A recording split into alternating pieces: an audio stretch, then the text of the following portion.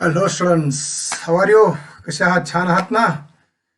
So welcome to our class. Students, we saw the questions and answers, part of trees,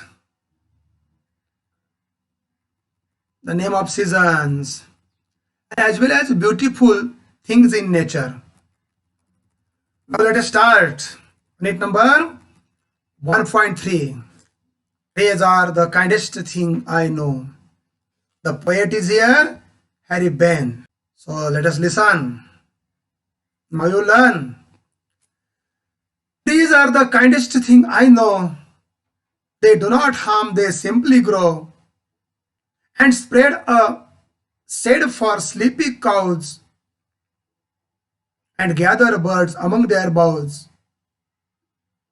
They give us fruit in leaves above and wood to make our houses of, and leaves to burn on, and in the spring new birds of green. They are the first when days begun to touch the beams of morning sun. They are the last to hold the light when evening changes into night. And when a moon floats on the sky, they hum a drowsy lullaby of sleepy children long ago. Trees are the kindest thing I know. Trees are the kindest thing I know. So students, here poet Harry Ben is giving his thoughts and ideas about the trees. According to him, the trees are the kindest thing. Why? Why the poet is going to tell us that the trees are the kindest thing? See in the poem. So trees are the kindest thing I know. I means the poet. Whom does the word I refer to? The word I refer to the poet. Trees are the kindest thing. What are the kindest things? Trees are the kindest thing. How are the trees? Trees are the kindest thing. What does the poet know? कवीला काय माहिती आहे? The poet knows that trees are the kindest thing. What type of things are the trees? Trees are the kindest. They do not harm. They means the trees. The trees do not harm. बरोबर पाहिले का कधी रे या झाडांनी वृक्षांनी आपल्याला कधी harm केलंय? बरोबर या ठिकाणी जे काय स्पेलिंग दिलेले आहेत, खास करून प्रश्न दिलेले आहेत, त्यांना नंबर दिले आहेत, त्यांच्या उत्तराला या ठिकाणी अधोरेखित केले, त्यांच्या उत्तराचे नंबर दिले आहेत. हे प्रश्न आणि उत्तर फक्त स्पेलिंग्स हे फक्त तुमच्यासाठी आहेत की तुम्हाला ही कविता अत्यंत चांगल्या रीतीने समजावी, हाच त्या पाठीमागचा स्वच्छ आणि प्रामाणिक हेतू आहे. So they do not harm. They mean the trees do not harm. They simply grow. आपण काय करतो इतर प्राणी मात्र कोणाला ग्रो, आपण लहानाचं मोठं होत असताना सतत कोणाला कोणाला तरी इजा पोहोचतच असतो, सतत कोणाला कोणाला तरी दुःखी करतच असतो. But trees are not as like that. The trees are kindest thing, and that's why they do not harm anyone. They simply grow. How do the tree grow? The tree grows simply. सहज, कुणाला कुणाच्या आद्यात नाही, मध्यात नाही, कोणाला त्रास नाही, काय नाही, आपले इझिली सहजासहजी they grow and spread a shade for sleepy cows. अरे नुसतं ग्रोज होतात असं नाही. तुम्ही आम्ही लहानाचं मोठं होत असताना इतरांना इजा पोहोचवतो ना, मदत करतो ना काय, पण झाडं झुडपं तशी नाहीत. झाडं while growing they spread a shade. To spread a shade, सावली निर्माण करणे, सावली पुरविणे, सावली देणे फॉर स्लीपी काऊज. तुम्हाला माहित आहे ज्यावेळेला उन्हानं अत्यंत त्रस्त झालेला असतो त्यावेळेला आपल्याला सावलीचीच गरज असते. मग काऊ गोर गरीब अत्यंत दीन दयाल असणारी अशी ही काऊज ही यासारख्या शांत संयमी अशा प्राण्याला सुद्धा त्या ठिकाणी काय करतात, झाडं सावली पुरवतात. They spread a shade for sleepy cows. So how are the cows? The cows are sleepy. What do the trees do for the sleepy cows? They spread a shade. They give a shade. They supply a shade. They provide a shade. And gather birds among their boughs. And gather birds among their boughs. Cows, boughs. Look here, boughs, cows, boughs. And gather. कडक समर असतो, अशा या दरम्यान पक्ष्यांना सावलीची, प्राण्यांना सावलीची गरज भासते. प्राणी सावली खायली असतात, पक्षी या ठिकाणी झाडावरती फांद्यावरती गॅदर होत असतात बिकॉज ऑफ दॅट सावली. They give us fruits. They means here the trees give us fruit in leaves above. And where are the fruits? The fruits are in the leaves above. वरील पानात, माथ्यावर शेंड्यावर असणारी जी पानं असतात त्या पानामध्ये फळं असतात. So where are that fruits? The fruits are in the leaves above the trees. So they give, the trees give and wood to make our houses of. And wood to make our houses. Wood देत असतात, लाकूड देत असतात, timber देत असतात. व्हाय? To make our houses to make our houses. What does the tree give to human being? मानवाला, human being. मानवाला काय देतात? Fruit, woods. Look here question. What do trees offer? Offer means give. Human being. झाडे मानवाला काय देतात? काय supply करतात? काय पुरवतात? This is second question. And we have to look, their answer is here. Look here. Trees offer fruit, wood and leaves to human being. Why do the trees give wood to human being? मानवाला लाकूड का पुरवतात? To make houses. घर बांधण्यासाठी, घर तयार करण्यासाठी. And leaves to burn on Halloween. And leaves पानं देतात. पाठीमागच्या तासाला आपण या ठिकाणी शिकलेलो होतो की ही जी पोयम आहे खास करून मोस्ट ज्या कंट्रीज आहेत, नॉर्दर्न हेमिफियर कंट्रीज आहेत, उत्तर गोलार्धातल्या ज्या कंट्रीज आहेत, या उत्तर गोलार्धामधली स्थिती कशी असते नेमकी अशा कालावधीमध्ये. म्हणजे कवी हा जो काही कवी आहे तो उत्तर गोलार्धातला खास करून आहे आणि उत्तर गोलार्धातल्या स्थितीबद्दल कवीनं या ठिकाणी आपल्या इकडं काय केलं आहे, आपल्या कवितेमध्ये त्याची मतं मांडलेली आहेत. So why do the trees supply? Why do the trees give leaves? The trees give leaves to burn on Halloween. काय हॅलोवीन? हॅलोवीन एक असा सण आहे जसं आपल्याकडे होळी असतो. असं म्हटलं जातं की होळीमुळं थंडीचा महिना असतो आणि थंडी संपल्यानंतर उन्हाळा सुरू व्हायला लागत असतो आणि दरम्यान होळीच्या दरम्यान अत्यंत पवित्र अशा सणादरम्यान आपण पर्यावरणाचं रक्षण करत करत नको तो असणारा वाया गेला झाडपाला नको म्हणजे अत्यंत वाईट विचाराला म्हणूया किंवा जे ज्या वाईट अभद्र गोष्टी असतात त्याची या ठिकाणी आपण होळी करत असतो. आणि त्या होळी करण्यापाठीमागचा स्वच्छ आणि प्रामाणिक हेतू असा असतो या निसर्गातले जी काय घाण साण होती ती निघून जावी. आणि अजून एक असा एक समज आहे की थंडी काय व्हावी, निघून जावी. हे झालं होळी बाबतीत. हॅलोवीन कसा नेमका? एच कॅपिटल आहे. हॅलोवीन काय आहे? Halloween a festival in April. Sharad ऋतूमध्ये येणारा हा उत्सव आहे. इन द वेस्टर्न कंट्रीज, पाश्चिमात्य देशामध्ये, खास करून उत्तर गोलार्धातील पाश्चिमात्य देशामध्ये येणारा हा सण उत्सव कसा असतं या सण आणि उत्सव बाबतीतचं की सर्वसाधारणपणे जसं आपल्याकडे होळी तसं त्या ठिकाणी खास करून 31 ऑक्टोबरची जी संध्याकाळचे जो शरद ऋतूमधली 31 ऑक्टोबर आहे आणि या 31 ऑक्टोबरमध्ये सायंकाळच्या वेळी खास करून जसे आपल्याकडे होळी तसं त्यांच्याकडं हा उत्सव साजरा केला जातो. असं म्हटलं जातं की या पाश्चिमात्य देशामध्ये जे काही मृतात्मे असतात, भूत पिशाचे असतात, हे पिशाचे अवतरले जातात आणि त्यांचा एक नायनाट व्हावा, त्याला मारलं जावं आणि कशाच्या रूपानं तर या होळीच्या रूपानं. आणि म्हणून त्या ठिकाणी फायर करून हा उत्सव साजरा केला जातो आणि म्हणून त्या उत्सवाच्या दरम्यान त्या ठिकाणचे जे काय पालापाचोळा असतो तो जाळला जातो. म्हणजे झाडांची मदत प्राणीमात्रांना, पक्ष्यांना, मानवाला कशा कशा प्रकारे होते याचं वर्णन या ठिकाणी कवीने काय केलं आहे, या कवितेमध्ये केलेलं आहे. So trees give fruits, wood and leaves. या ठिकाणी गिव्ह बद्दलचा, फ्रूट बद्दलचा, वूड बद्दलचा, लिव्ह बद्दलचा वेगळा प्रश्न तयार होत असतोय. In spring new birds of green.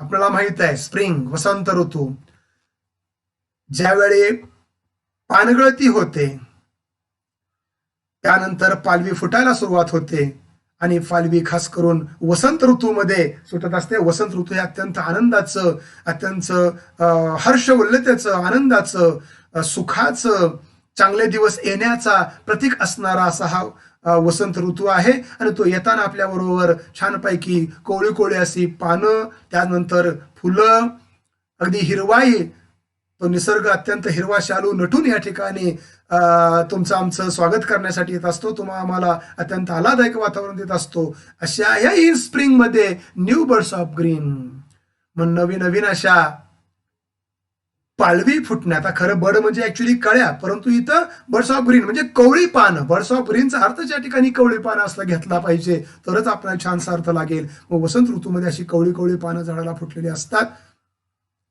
अशी ही कंडिशन. मग अशा या कंडिशन मध्ये when do the new birds of green sprout to the tree, come out from the tree? In the spring. What is spring? Spring is the name of season, name of rutu. They are the first when days begun. They means the झाडं, the trees are the first when the days begun.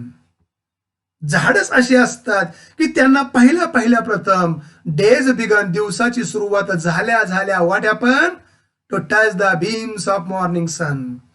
सूर्याची किरण जर पहिल्यांदा कुणाकुणा स्पर्श करत असतील, सूर्याची किरण जर पहिल्यांदा कुणावरती पडत असतात, त्याचा अर्थ त्या ठिकाणी त्यांच्यावरती पडणे असा आहे. So the trees are the first who touch the beams of the morning sun. प्रश्न असा पहा, सरळ टूच्या जागेवर हु वाचा. Who touch the beams of morning sun. Beam म्हणजे रेज, किरण. सकाळच्या प्रहरीचे किरणांना कोण टच करतं? अर्थातच trees. Rays touch the beam of morning sun. What do the trees do at the time of morning sun? सूर्योदयाच्या वेळी ट्रीज काय करतात? Touch the beams. Who touch the beams? Trees touch the beams. You know, clear idea about the theme summary of this poem. They are the last to hold the light. They means trees. Trees are the first to touch the light and trees are the last to hold the light. Look here. झाडच अशी असतात की ज्यांच्यावरती पहिल्यांदा काय करत असतात? सूर्यकिरण पडत असतात, म्हणजे सूर्यकिरणाला ते टच करत असतात. आणि झाडच अशी असतात की सगळ्यात शेवटी त्यांना सूर्यकिरण काय करत असतात? स्पर्शून जात असतात. सगळ्यात शेवटी त्यांनी किरण ते धारण करतात, स्पर्शून जातात आणि नंतर मग सनसेट होतो. At the time of morning sun means sunrise and the last light means sunset. So trees are the last to hold the light when even changes in to night. अर्थातच पहा ना, मॉर्निंग, नून, इव्हिनिंग आणि evening नंतर अर्थातच night. म्हणजे या ठिकाणी evening नंतर नाईट येणार आहे. हे नाईटच इव्हिनिंगचं रूपांतर नाईट मध्ये होत असतं. What happen when evening changes in to night? सायंकाळचं रूपांतर रात्रीमध्ये होत असतं. तेव्हा काय घडतं? The trees hold the light at last. झाडच अशी असतात की त्यांनीच त्या सूर्यकिरण धारण केलेली असतात, त्यांच्यावरती सूर्यकिरण ड्रॉप पडलेली असतात. When a moon float on the sky. अर्थातच रात्र आहे, सूर्यास्त झालेला आहे. रात्र म्हटलं की मून फ्लोटिंग करणार आहे आकाशामध्ये. रात्र म्हटलं की आकाशामध्ये चंद्र फ्लोटिंग करणार आहे, तरंगणार आहे. म्हणजेच आकाशामध्ये चंद्र रायझिंग करणार आहे. When does the moon rise? The moon rises at night. So where does the moon float? They hum a drowsy lullaby. They mean the trees. Means at the time of night, at the time of ratra, what happened? प्रश्न असा विचार जाऊ शकेल, what happened at the time of night? At the time of night, trees hum a drowsy lullaby. रात्रीचं काय होत असतं? झाडं हमिंग करत असतात. हम मीन्स हम मीन्स गुणगुणणे. अरे गुणगुणतात, अर्थातच काय गुणगुणतात? To Hum a lullaby means अंगाई गीत गाणे. Singing So they hum a drowsy lullaby. The trees hum a drowsy lullaby.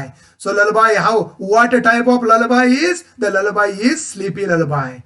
झोपेसाठी गायलं जाणार असतं. For whom? अर्थातच फॉर स्मॉल किड्स. लहान मुलांच्यासाठी गायलं जाणार ते गीत असतं. पहा ना, व्हॉट डू ट्रीज डू? डूच्या जागेवर उत्तर द्या. What trees do for small kids? Trees. डूच्या जागेवर उत्तर द्या. Hum a drowsy lullaby for small kids. लहानांच्यासाठी अर्थातच झाडं काय करतात? रात्रीची अंगाई गीत गातात. अरे अंगाई गीत गातात म्हणजे काय रे?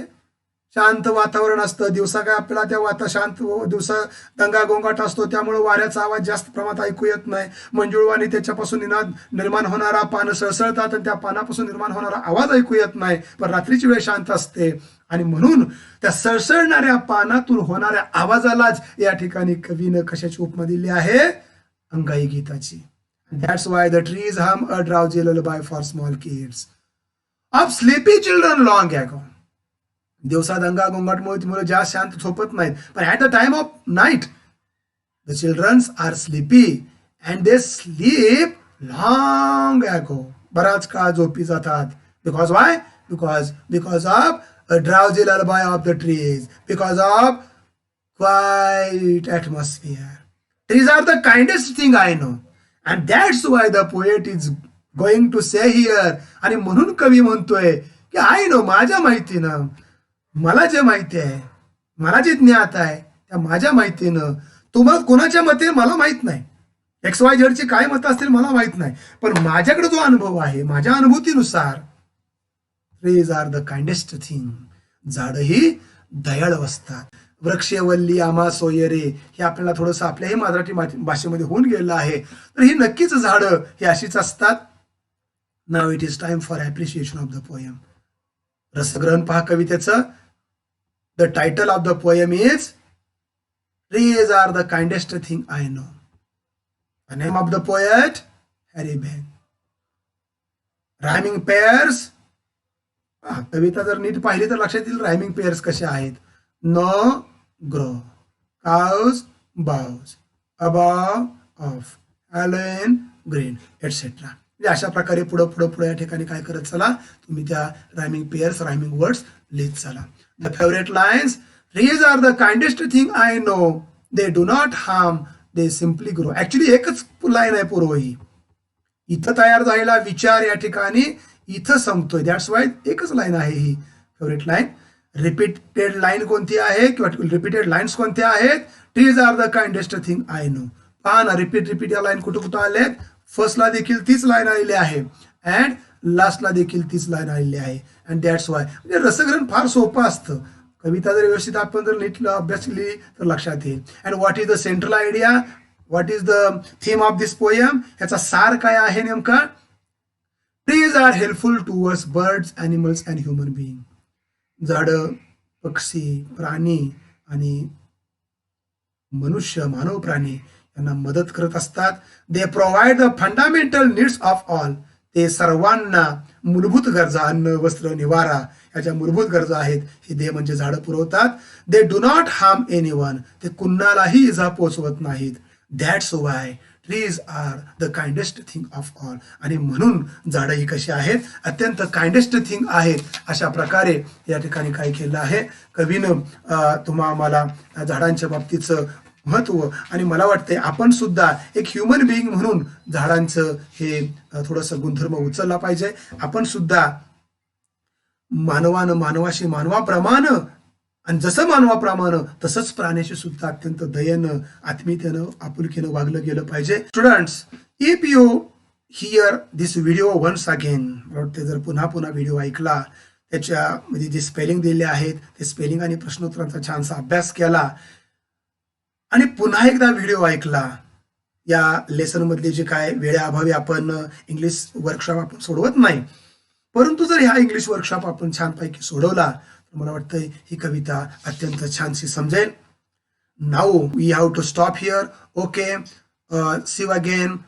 We will meet again next time. Till goodbye.